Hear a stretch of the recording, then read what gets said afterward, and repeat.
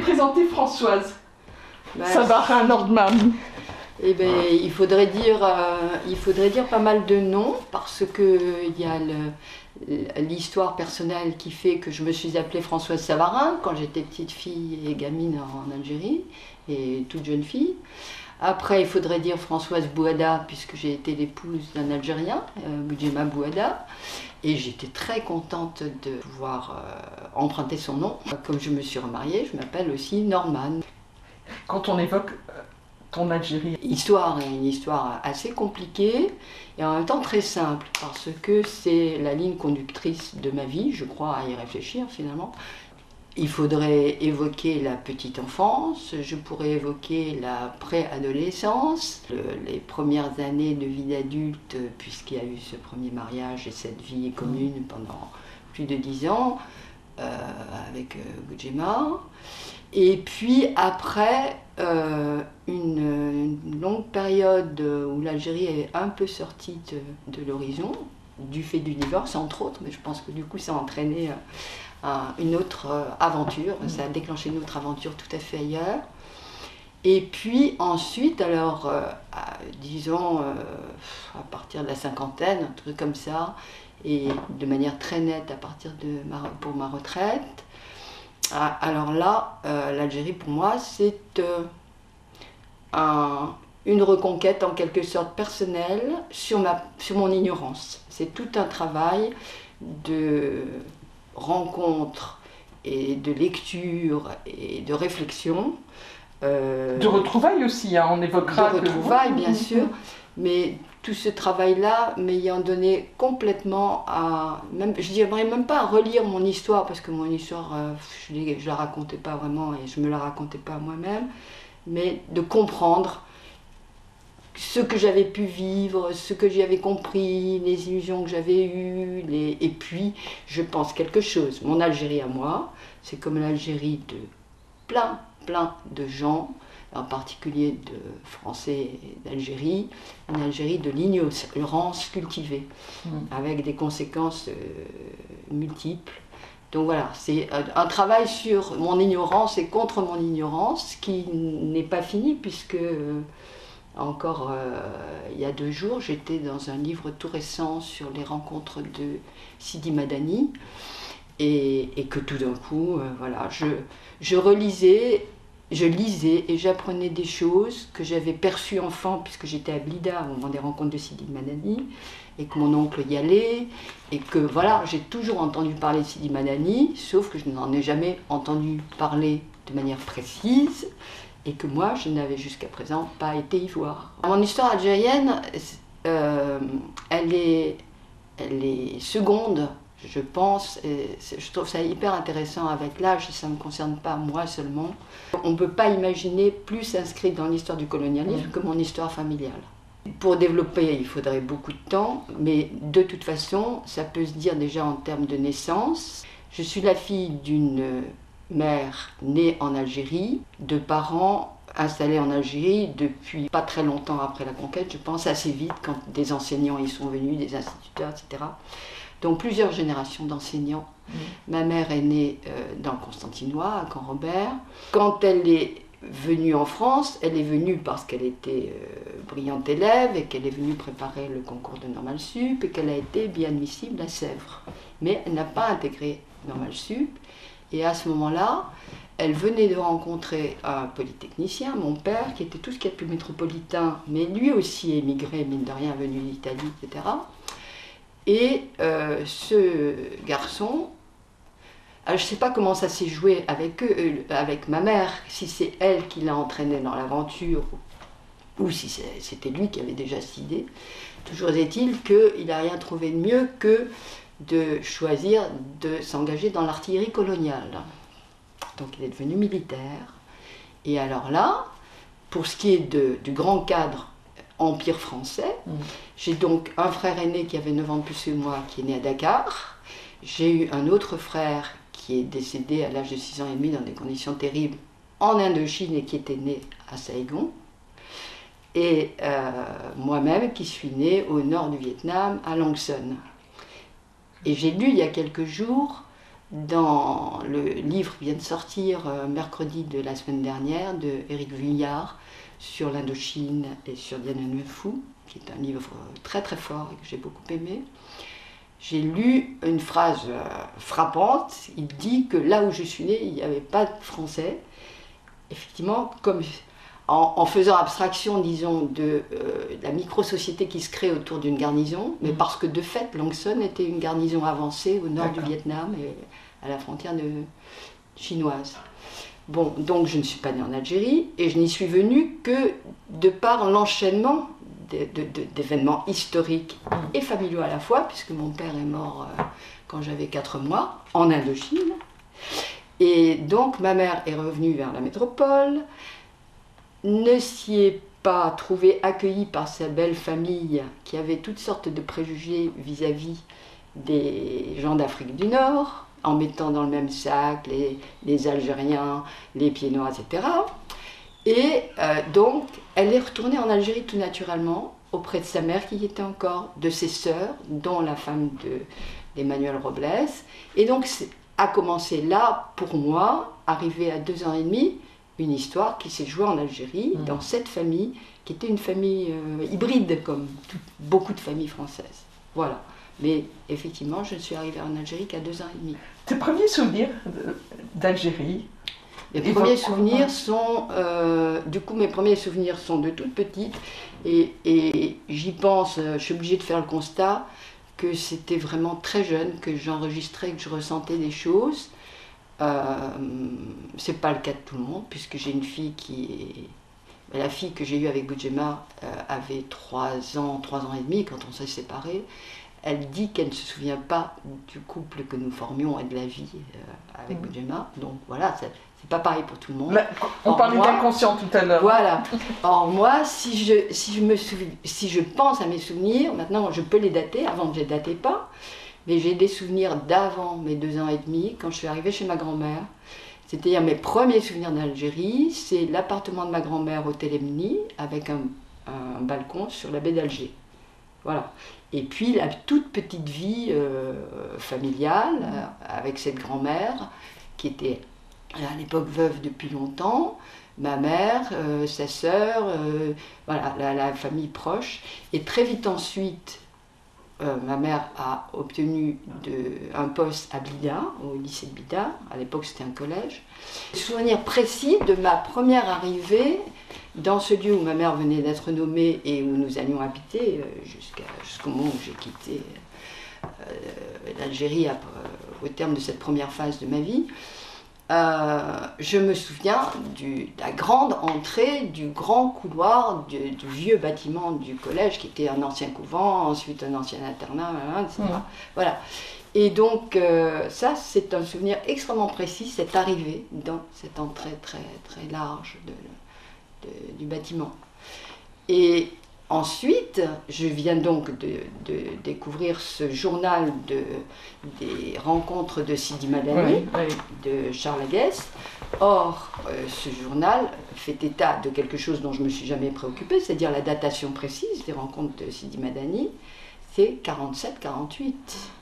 Ça veut dire que moi, si je suis née en 44, j'ai eu perception de cette espèce d'agitation, de mouvement autour de nous, certainement avec le passage des Robles à la maison, je ne sais pas. Mais pour moi, je sais que j'en ai parlé à Lucien de longue date, mon mari, que tu as vu ici. Et donc Lucien a entendu parler de Sidi Madani à ma façon, c'est-à-dire ce que j'en avais retenu. Bon. Mais tout d'un coup, je lis que c'est 47-48, donc ça veut dire 3 ans et demi. Et ça, je m'en souviens, par exemple. Et alors, si je reviens à Alger, au Télémli et dans cette famille, ben, j'ai des souvenirs précis, donc des enfants qui descendaient la rue Alexandre Ribot, où était la maison de ma grand-mère, qu'on a retrouvé d'ailleurs avec Jacqueline Robles il y a quelques années, il n'y a pas longtemps. Et donc les enfants qui descendaient avec les planches et les roulettes, qui faisaient du bruit comme ça, jusqu'en bas, qui jouaient à ça. Et je me souviens d'un climat quand même d'inquiétude, je sais pas, moi je sentais les gens pris dans des choses pas claires et difficiles. Et donc ça, c'était quoi? C'était 46-47 aussi. Donc après 45, alors après j'ai appris ce qui s'était passé en mai 45, là. C'est pour ça que je dis que mon Algérie à moi, c'est un truc, je vais à reculons et je relis et je comprends mieux à la fois ce que j'ai perçu et ce dont j'ai été totalement ignorante et l'ignorance dans laquelle on m'a maintenue et le prix que j'ai payé aussi, bon ça c'est une histoire familiale, un statut complètement atypique parce que j'étais orpheline et ma mère vraiment seule et bon pour des raisons familiales elle a été seule pratiquement tout le temps, donc une espèce de marginalité, de non-appartenance à une des communautés précises, de non-vie sociale vraiment vécue petit à petit, à part cette espèce de phalanstère du lycée où j'ai vécu, heureusement que j'ai vécu dans un lycée avec un internat, je ne sais plus comment on dirait maintenant, mais enfin en tout cas des gens qui y travaillaient constamment, personnel de cuisine. C'était ta famille, c'était ma famille. Ouais. Et c'était ma famille et ça affiche, je pense en moi, ça inscrit profondément des attaches populaires, affectives et une espèce de refus par exemple. Malgré les études que j'ai faites, et bon, j'ai une agrègue quand même, hein, bon, donc j'ai une agrègue de lettres classiques, mais n'empêche une espèce de refus de l'érudition, de l'affichage du savoir, de la citation, tout ça, parce que j'ai tellement vu la dite haute culture utilisée simplement pour moquer les gens qui ne parlaient pas, pour parler de l'ignorance dans des termes méprisants, pour ceci, pour cela. J'ai tellement vu inversement chez de petites gens, beaucoup d'intelligence, beaucoup de gaieté, beaucoup de courage, et ça c'est mon Algérie à moi. Voilà, c'est ça qui m'a marqué dans l'enfance. Et ce sont mes premiers souvenirs, parce que tu prends de 2 ans et demi à 8-9 ans. Après, bon, c'est autre chose, c'est le collège, c'était plus triste. Hein, après. Mais les belles années pour moi, c'était avec les inquiétudes et la perception étonnante que j'avais des choses, comme plein d'enfants ont, il faut toujours se méfier. Sans mettre ces années d'enfance. Mais un monde très clos aussi, hein, avec des rumeurs. Voilà, il me parvenait des rumeurs et des ondes d'inquiétude ou de tension, des clivages.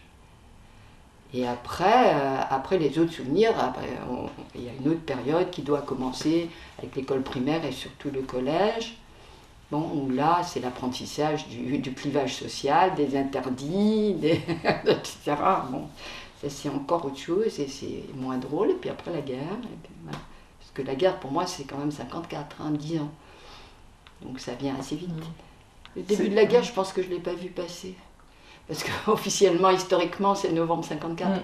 Moi j'ai dû le vivre sur le mode des limitations. Par exemple, dans une logique simple, j'aurais dû faire du scoutisme et je me souviens de mon foulard des scouts laïcs, là, rouge et bleu, je sais pas quoi. Et comme mon frère avait fait ça côté catholique, parce qu'à son époque c'était le temps familial catholique et indo-chinois.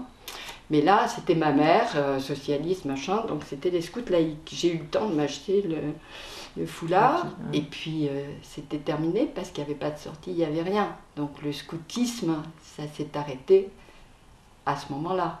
Donc je ne peux pas te dater, mais c'est un rapport avec la guerre, ça va de soi. Vous ne pouvez pas faire de sortie ou de ce genre.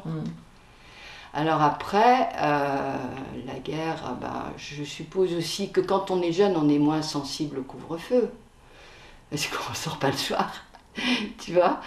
Donc, en grandissant, oui, je me souviens qu'à partir d'un certain moment, il fallait revenir vite de l'entraînement de basket qui avait lieu en ville, parce qu'il était tard, ou qu'on rentrait vite après le ciné-club, ou des choses qui existaient en Algérie. Hein. Mais j'en ai pas souffert, parce qu'à ces âges-là, on ne sort pas le soir. Encore moins dans cette société, je suppose. Voilà. Mais la guerre, je te rappelle que Blida, c'est une ville de garnison, alors là, pire que Langson, parce qu'il y avait combien de casernes, plus le machin d'aviation, le terrain d'aviation, il y avait presque tous les corps d'armée, je pense. Hein. Oui, je pense. Donc ce climat-là d'être sous présence militaire et sous pression militaire tout le temps, oui, je l'ai vécu. Et puis, j'ai souvenir de 2 choses. Alors ça, c'est nettement plus marquant et moche. Il me semble qu'il y a au moins une chose dont je t'ai parlé, c'est que le lycée de Blida, pour le situer dans la ville, il est exactement à côté du commissariat central. Et il y est encore, parce qu'il y a très peu de temps, on y était, il est toujours là. Ouais. Donc, il y avait des jardins qui faisaient le tour des bâtiments. Enfin, c'était assez complexe comme distribution des bâtiments, ce lycée, ça y est toujours. Et il y avait donc une partie du jardin, séparée par un mur de l'extérieur, mais qui longeait le commissariat central. Et un jour où j'étais là à jouer, j'ai entendu des cris, quoi, tout simplement. Mais quand j'ai demandé de quoi il s'agissait, on m'a dit que ça ne me regardait pas, que c'était pas pour moi. Voilà, mais ça m'est resté, y compris les cris, je m'en souviens.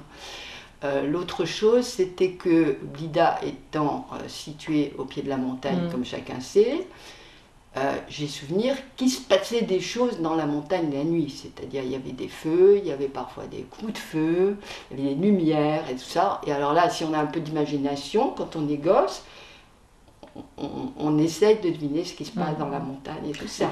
Et ça faisait un contraste avec ce que j'avais connu avant la guerre, qui étaient les seules expériences, par exemple, de colonie de vacances que j'ai pu faire. Cette fameuse colonie de vacances qui m'avait laissé un souvenir formidable des deux frères Bouzine et tout ça, ça c'était avant. Donc il y avait cette montagne de Shréa avec les cèdres, les papillons de forêt. Bon, bref, toute l'expérience de la montagne, quand on l'a fait à 6 ans, 7 ans, c'est extraordinairement marquant, peut-être à tous âges d'ailleurs. Et puis après, c'était au contraire la montagne interdite. Et les choses bizarres qui s'y passaient la nuit, et ma fenêtre ouvrait sur la montagne, donc ma fenêtre d'enfance, quoi. Et tu as une conscience à ce moment-là, pendant la guerre, d'un déclenchement des événements, ce qu'on appelait des événements, la raison pour laquelle effectivement deux peuples qui vivent sur un même territoire en arrivent à... Non, je vais te dire, moi j'aimerais quand même parler d'autres points qui représentent la guerre pour moi. Oui, je t'en prie, oui, bien sûr. Oui. Je me souviens aussi, et le contraste est intéressant, que ma mère n'avait pas de voiture, elle n'a jamais conduit de sa vie, mais j'allais à la plage avec les adultes avec ou sans enfants, qui consentaient de temps en temps à m'y emmener. Bon, et sur la route qui conduisait à la plage, une fois on a traversé un village où il y avait une exposition de cadavres, par exemple. Donc on est passé vite, mais on enregistre. Voilà. L'autre chose, c'est que toute mon initiation et mes plaisirs de jeunesse liés à la mer, à la plage, à la natation, etc., ça s'est joué dans un lieu que j'aime beaucoup, qui était une grosse référence aussi de mon ami peintre Mohamed Aksou, c'est Jean Bar. Jean Bar, je ne sais plus comment ça s'appelle maintenant, mais peu importe, en tout cas, à côté d'Aïn Taya. Et là, je n'avais de relation amicale qu'avec des Algériens. Ne me demande pas pourquoi, c'est comme ça. Donc, j'étais avec, entre autres, l'ami Omar Megrad. Et alors, on faisait des tas de choses. On passait des journées à se baigner, à plonger, à faire des tours en barque, je sais pas quoi. Et tout ça, c'est la guerre aussi, toujours du côté du port, parce que les pieds noirs venaient se baigner à la plage, là où il y avait du sable, là où ils prenaient des bains de soleil, etc. Moi, je ne suis jamais embarquée dans ce genre de pratique. J'étais avec mes copains garçons, il y avait des garçons, et on se baignait, on montait sur les rochers, et quand on pouvait avoir une barque, on allait se promener, on a acheté des baguettes de pain, on plongeait, on prenait des oursins, et on pique-niquait, tout ça. Bon, ça, c'était ma jeunesse de Jean Bar. Mais c'était pendant la guerre, ce qui explique le clivage social et ethnique, on va dire, communautaire, disons. Et puis je me souviens, et Omar l'a rappelé il n'y a pas longtemps, c'est pour ça que je te le dis, que Omar a gardé un souvenir extraordinaire d'un jour où on était parti comme ça en barque, en expédition aux îles en face. C'était tout un monde, hein. C'était pas forcément démesuré, mais pour nous c'était grand. Donc on allait à Lille avec la barque. Et il y avait un hélicoptère militaire qui était venu nous tourner autour, de plus en plus près, puis qui avait fini par s'éloigner, qui devait se demander ce qu'on faisait là, sur notre barque, là, trois oiseaux sur la mer. Bon, là, c'était des choses comme ça. C'était aussi que j'ai eu un flirt qui n'engageait pas beaucoup physiquement ou je sais pas quoi, avec un garçon qui était sous-officier. et qui est parti après, il disait sur son python, ça faisait beaucoup rire Jacqueline Robles, donc il est parti comme plein de soldats, voilà. C'était un curieux garçon, probablement homosexuel, et qui était sorti un petit peu avec moi pour que les copains ne le prennent pas trop pour un homosexuel, je pense, parce qu'il ne s'est rien passé entre nous, sauf de bavarder.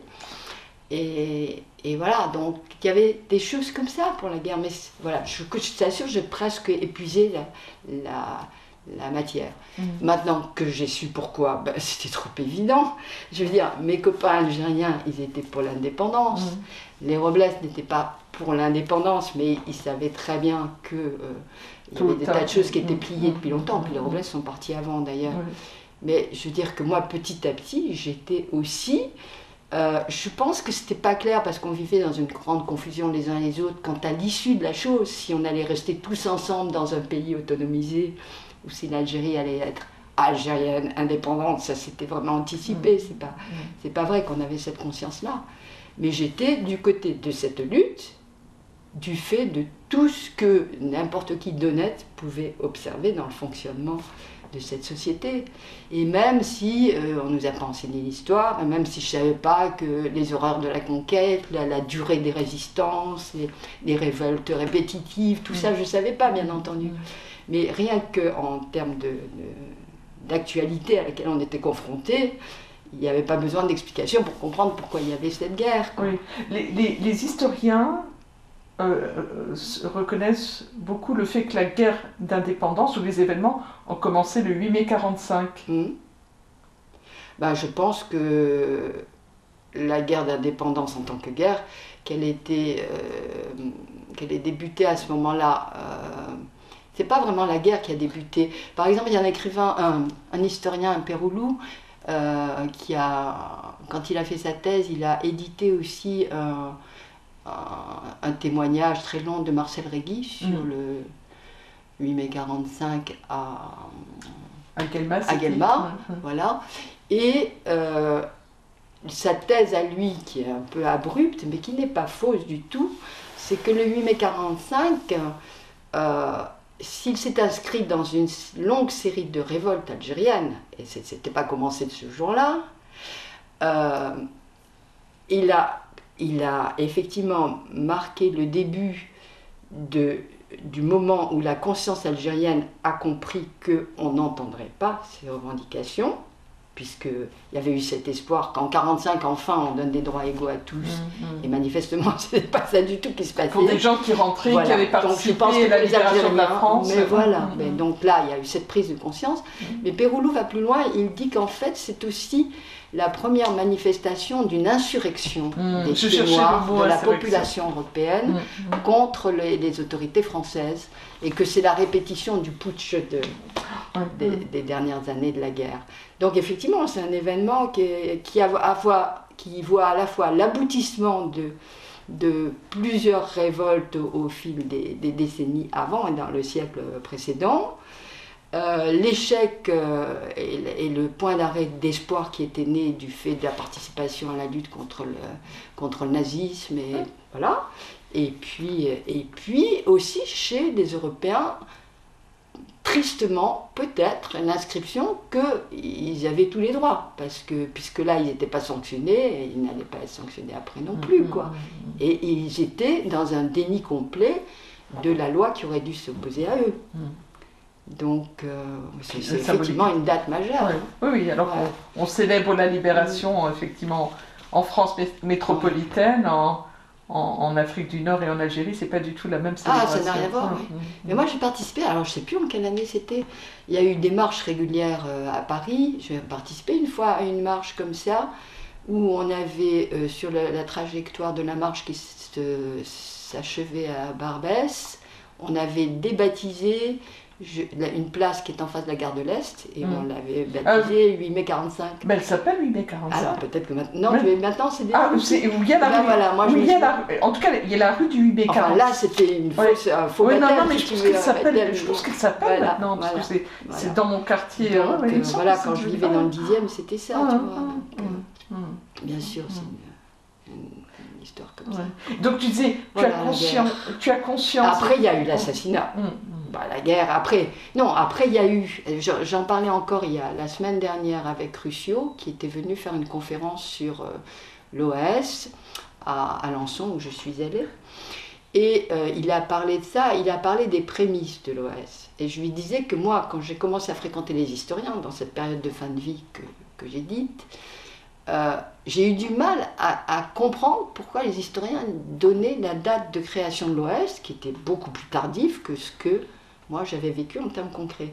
Et en fait, il a expliqué qu'il y avait eu toute une série de mini-attentats, de mini-explosions, du genre davantage pour intimider que pour tuer, avant l'OAS. Voilà. Ouais. Et moi, je me disais, mais en fait, c'est pas vrai, l'OAS a existé avant. La rencontre avec Boudjema, c'était le moment où, après avoir vécu en sourdine et de manière insidieuse et troublante profondément, mais quand même en sourdine, la guerre, je l'ai intégrée imaginairement, donc d'une certaine façon, quand j'ai rencontré Boudjema, qui était un enfant de la Casbah, qui avait vécu toutes sortes de choses absolument dramatiques, qui, quand je l'ai connu, était le dernier survivant d'une famille de 14 enfants, et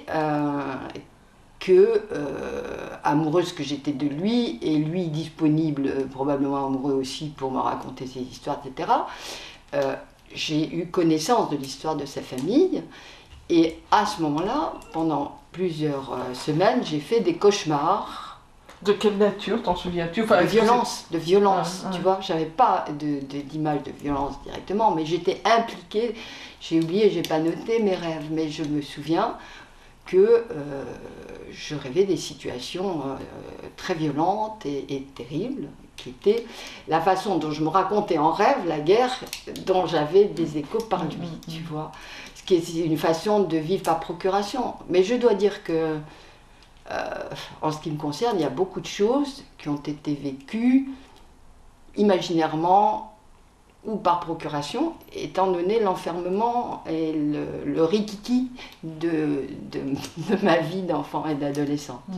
La seule chose qui a été vraiment vécue pleinement, c'est le microcosme du lycée, toute l'aventure à Jean Bart, la petite enfance que je t'ai dit, et la vie scolaire qui occupait beaucoup de place, parce que j'étais très bonne élève, que je travaillais, que je faisais mes thèmes latins, mes thèmes grecs, et que voilà, tu vois, c'était aussi ça ma vie, comme la vie de beaucoup d'enfants et d'adolescents. C'est l'école, c'est le lycée, c'est le collège. Voilà, donc... Et la rencontre avec Boudjema, et du coup un mariage qui vient assez rapidement, c'est ça? Oui. Non, on ne s'est pas mariés, non, beaucoup plus tard. On a vécu ensemble très vite, mais on s'est mariés tardivement, quand j'ai eu mon agrégation, et pour être nommée sur Paris. Parce que mon premier poste était à Vitry-le-François, et que c'était vraiment pas la Marne. Voilà. Donc là, pour être nommée sur Paris, on s'est mariés. Oui. Dis, tu ne te sens pas obligée de répondre si la question est inconvenue. Votre mariage mixte est vu comment par la famille de Boudjema et par la tienne?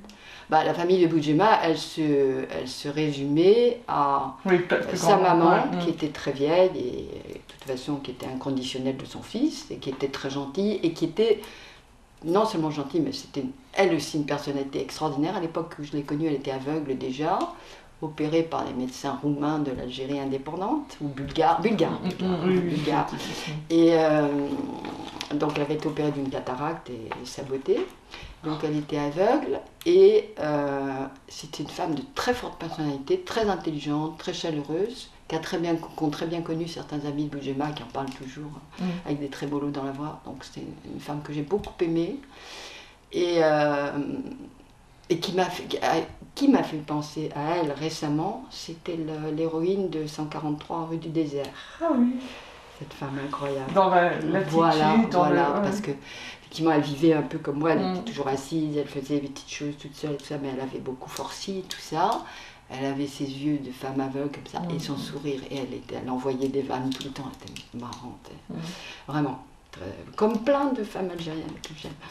Et donc voilà, et donc elle, il n'y a pas eu de problème. Ma mère, il y a eu un problème au mariage, c'est-à-dire plusieurs années après, parce que bizarrement, elle a accueilli Boudjema merveilleusement, et jusqu'à la fin d'ailleurs, il l'appelait maman, etc.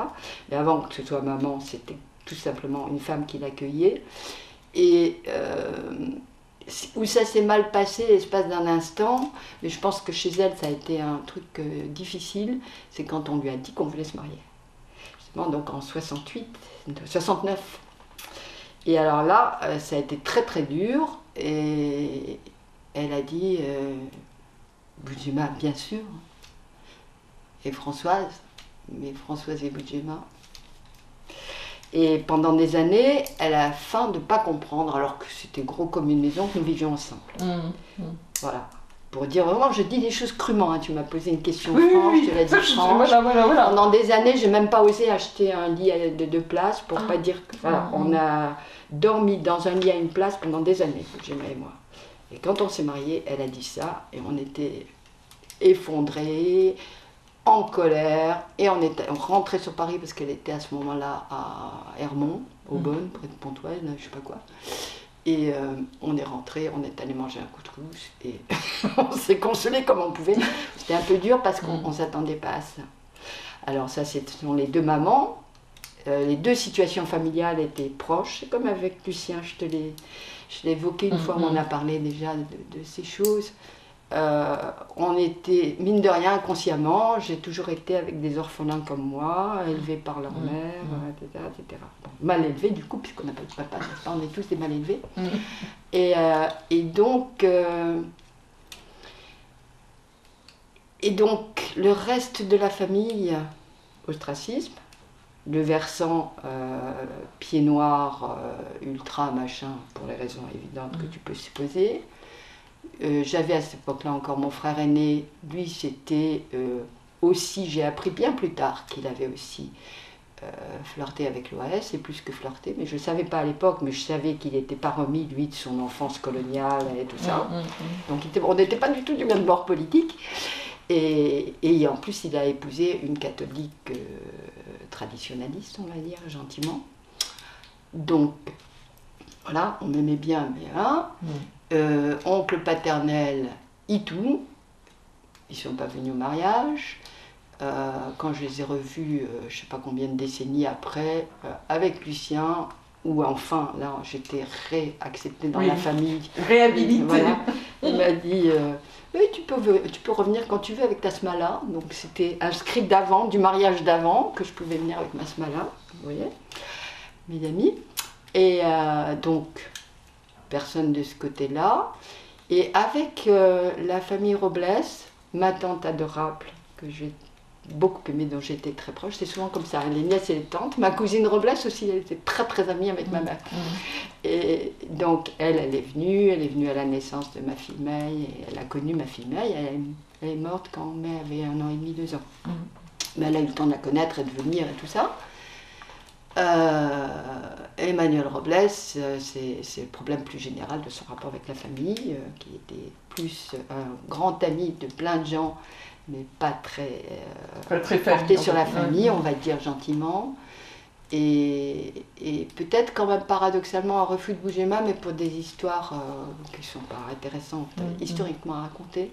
Mais voilà, on va dire tout simplement de soupçons d'intérêt de Boudjema, enfant de la Casbah, à se marier avec moi, évidemment, comme je suis très nantie, comme tu soupçonnes. Voilà. Fallait soupçonner beaucoup de mix, parce que je pense qu'on n'était pas le seul. Voilà, ce qui n'était pas très plaisant pour moi, parce que, mine de rien, j'ai été blessée, peut-être encore maintenant, par l'idée qu'on a pu penser que notre couple s'était formé par intérêt du côté de Boudjema. Tu vois, et que moi j'étais la naïve amoureuse. Bon, j'ai passé 11 ans avec lui où il a été merveilleux, mais quand même, cette blessure-là est restée, tu vois, de ce qu'il avait motivé initialement. C'est pas sympa, pas sympa. Donc voilà, non, ostracisme de tous les côtés, pour des raisons différentes. Voilà. Et tout le temps vous êtes mariés, même si vous rentrez en France, c'est ça? Oui. Vous avez tout de suite après cette fameuse première année d'indépendance. Pour moi, ça n'a été que de juillet à juillet de la première année. Parce que j'avais quitté aussitôt. J'avais quitté la France, j'ai terminé mon année scolaire. Et j'ai terminé mon hypocagne. Et tout de suite, j'ai dit à ma mère, je veux rentrer en Algérie. Donc j'y suis rentrée. Pour toi, l'Algérie était ton pays d'attache, ton pays de cœur. Ben, apparemment, oui. Apparemment, je ne pensais pas le monde autrement. Je ne pensais pas le monde autrement.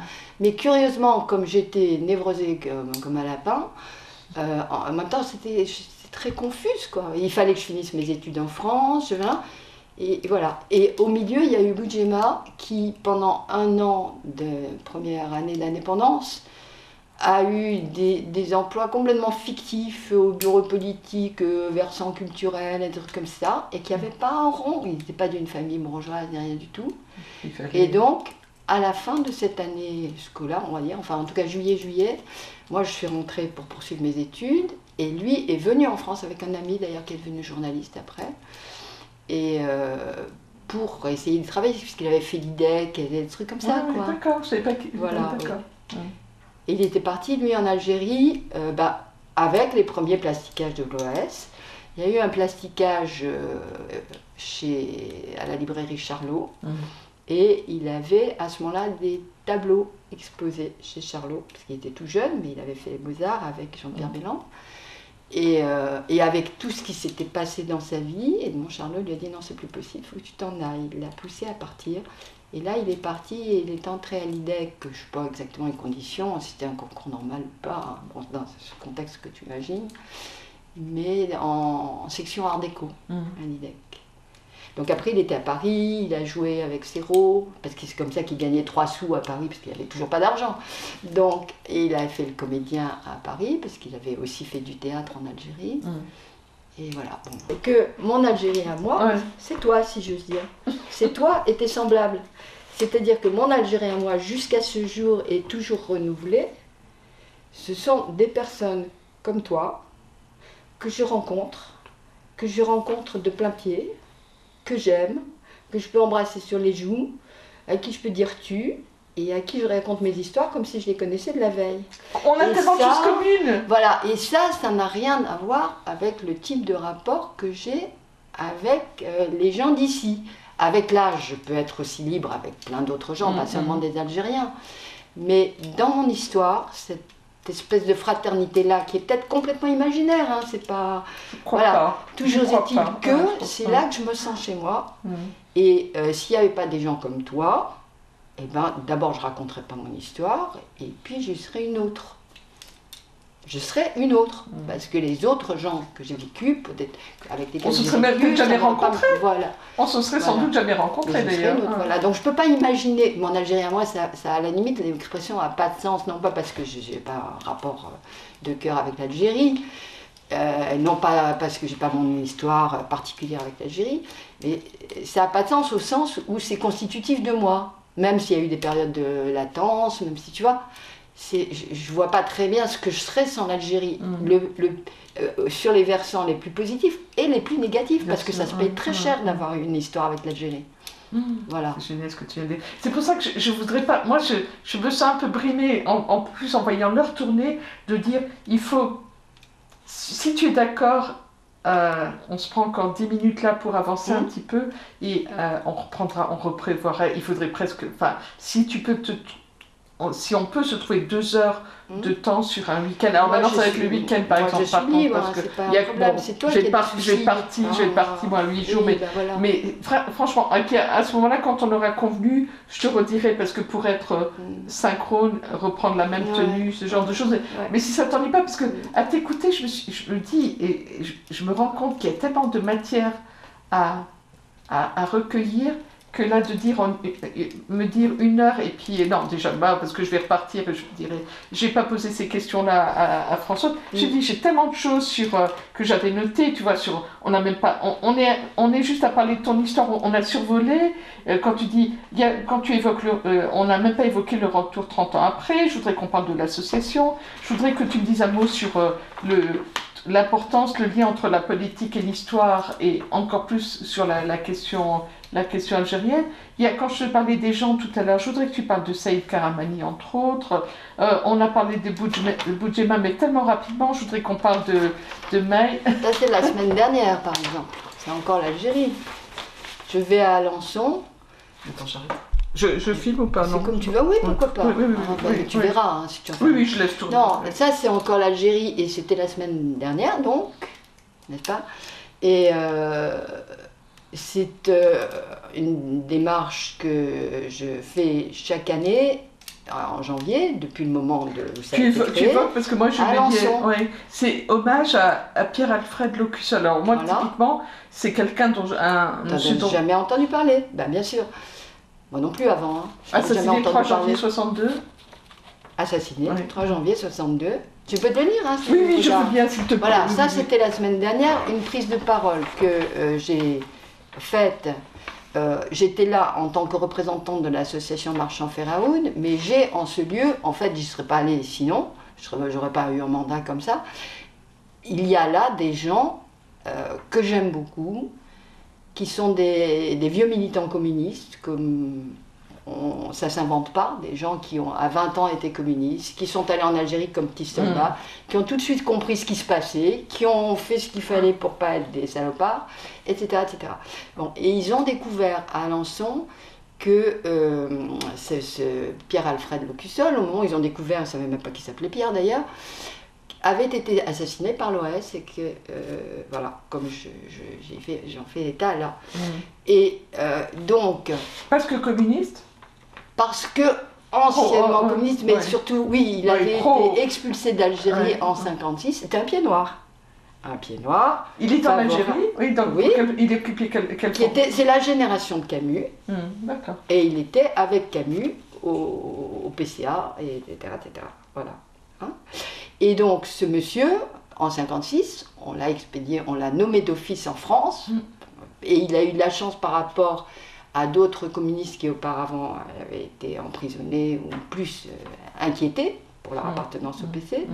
Donc il est venu en France comme fonctionnaire à Alençon. Et à Alençon, personne ne parlait de son passé et plein de gens étaient ignorants de son passé. Sauf qu'il a été rattrapé par son passé en 1962 qui s'est fait assassiner. Voilà. Et donc ces camarades, je ne suis pas communiste, mais ce sont des camarades, ont découvert les raisons de son assassinat et ils ont travaillé jusqu'à maintenant pour que, officiellement, soit reconnue sa présence et cet assassinat et la laideur de cet assassinat, mais très officiellement. Et donc depuis quelques années, moi j'y vais chaque année, comme il a été assassiné en janvier, il y a toujours une cérémonie, et moi j'y vais. Voilà. Et ça, là, il y a 2 ans, à propos de Saïd Karamani, nous en reparlerons, il y a 2 ans, je décide jamais à l'avance de ce que je vais dire, ni même si je vais dire. C'est si j'ai quelque chose à dire, je prends la parole. Donc il y a 2 ans, j'avais dit à Saïd, qui était donc malade, et je vais à Alençon, est-ce que tu aurais quelque chose à dire? Et il m'a sorti un papier 2 jours après. Et donc, au lieu de parler moi, j'ai dit que je venais parler au nom de Saïd, qui parlait évidemment du Irak, etc. Inutile de dire, et de l'importance de la mémoire. Voilà. Donc il avait fait une très jolie communication, qui doit être dans le lien d'ailleurs. Voilà. Et cette année, je ne savais pas si j'allais parler, mais la veille au soir, il y a eu donc une conférence le vendredi soir sur l'OS, faite par Alain Ruscio, et le lendemain, la cérémonie habituelle. Et moi, je savais un peu ce qu'allaient dire les uns et les autres, qui est très politique, sur la situation actuelle, sur Madame Dariussec, sur Macron à l'Algérie, etc. Bon, là, il y a quoi faire, pointu, concret, tout ça. Et je me suis dit, c'est pas la peine qu'on fasse dans la redite, mais j'ai quand même envie de dire quelque chose, donc j'ai dit ça, que je te dis, pour finir, si tu veux. Voilà. Chaque année voit à Alençon se renouveler l'hommage à Pierre-Alfred Locusol, assassiné le 3 janvier 1962. Hommage instauré, entretenu, enrichi par ses amis lointains. Ceux-ci furent touchés des années après par la brutalité de son assassinat et curieux de mieux connaître l'homme aussi lâchement abattu. Venu ici pour témoigner de la solidarité d'autres héritiers de la violence ignoble et imbécile de l'OAS, réunis dans l'association des amis de Max Marchand, de Mouloud Feraoun et de leurs compagnons, autres activistes de la mémoire honnête, je voudrais limiter mon intervention à l'expression d'un très grand respect. Alençon peut s'honorer et se réjouir d'avoir en son sein des cœurs vaillants qui savent en émouvoir et motiver d'autres encore, jusqu'aux élus locaux et départementaux ici présents, qui les soutiennent officiellement. Grâce à eux, toute cette mémoire a bel et bien été au fil du temps documentée, augmentée, vivifiée. Elle s'actualise chaque année. L'érection, la restauration, le déplacement de la stèle en espace sécurisé ne sont pas moins à saluer. À Alençon, le temps n'est pas figé. L'année s'ouvre par un vigoureux rappel. C'est à la nécessité pour un citoyen de s'instruire à tout moment, en toute occasion, de connaître, entre autres, son histoire, celle de son pays, celle de sa région. Un rappel à l'importance d'en faire une entreprise collective, aux retombées utiles pour le plus grand nombre. Enfin, à chacun où il est, de ne pas craindre, d'assumer et de défendre des valeurs légitimes encore à ce jour, inscrites au fronton de nos écoles.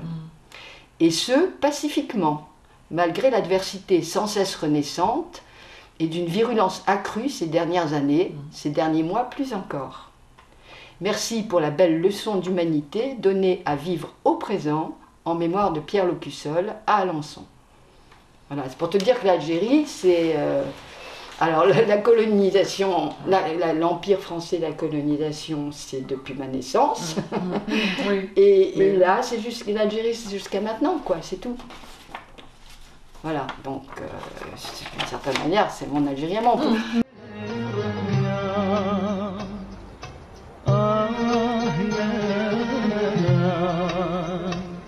Ah, yeah.